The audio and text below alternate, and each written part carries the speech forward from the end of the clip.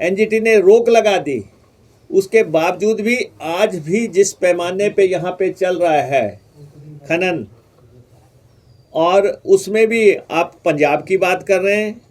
मुख्यमंत्री जी कह रहे थे कि पंजाब में खनन और जो है ईडी को के मसले में वो बोल रहे थे, यहाँ भी यही हाल है। अपना देखें, अपने घर में देखें कि हो क्या रहा है। अभी पुलिस प्रमुख ने कहा कि हमने 8 मामले ईडी को दिए हैं। ये सोआ में देखें कि स्थिति क्या है।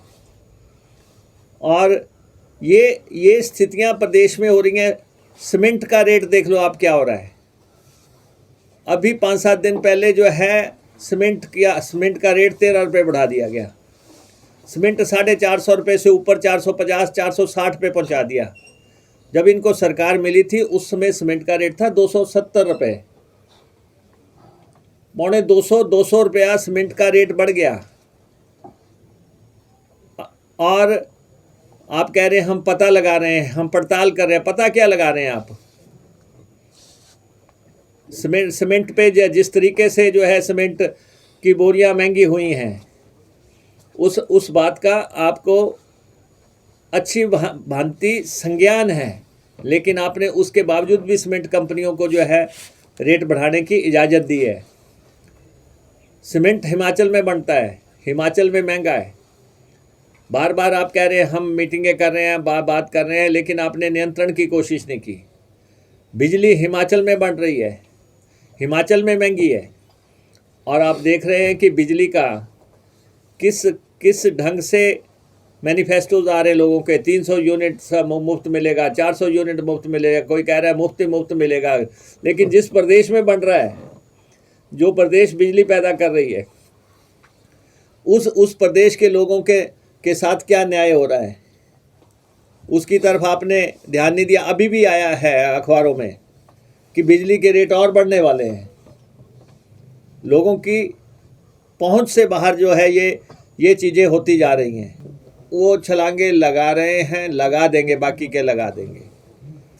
ये जो डबल इंजन था, ये डबल इंजन हाँप चुका है, फेल हो चुका है, इसकी रिपेयर नहीं हो सकती, ये रिपेयर के काबिल नहीं है, और नवंबर में गाड़ी बदल जाएगी। और इसलिए ये हम यकीनन तौर पे ये बात कह रहे हैं, प्रदेश की जनता के मूड को भांपने की कोशिश करो माननीय मुख्यमंत्री जी। प्रदेश की जनता का मूड क्या कह रहा है, जनता सोच कहाँ रही है। हाँ ठीक है, आप शायद ये इशारा कर रहे होंगे कि चारों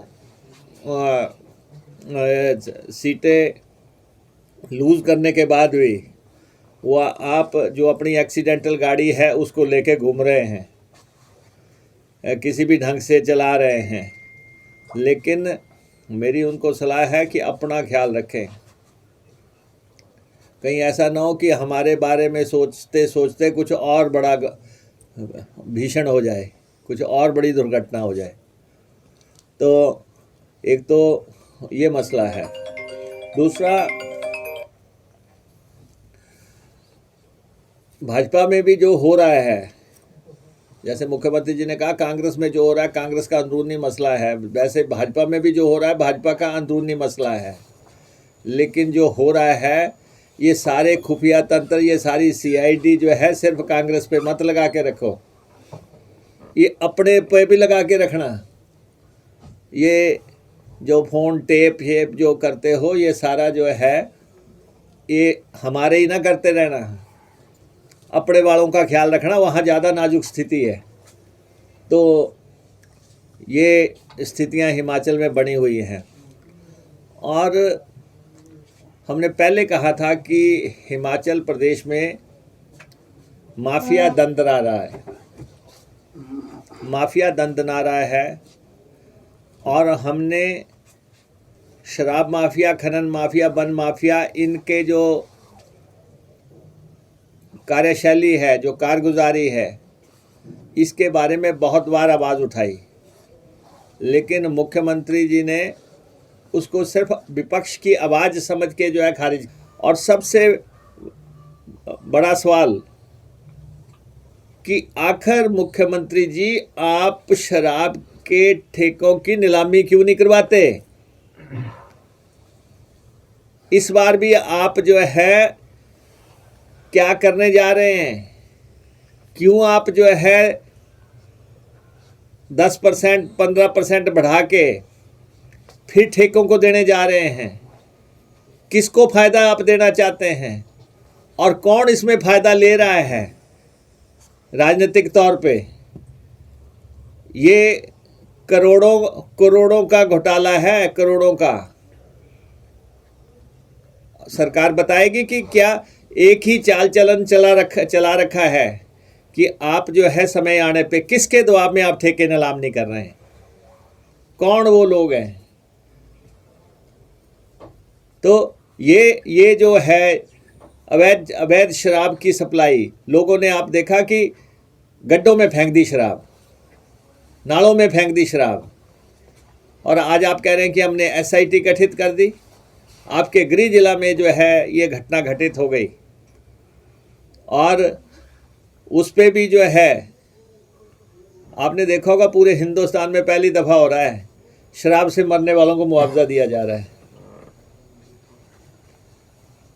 कब मुआवजे दिए जाते हैं, कोरोना में मरने वालों को मुआवजे दो, जिन्होंने जानें गंवाई हैं। किसी और जो कोई शहादत हो जाती है उस पे जो है दिए जाए। लेकिन क्योंकि आपके गृह जिला में घटना घटित हो गई तो आप क्या तौर तरीके कर रहे हैं, क्या प्रेरणा आप दे रहे हैं शराब के मसले में।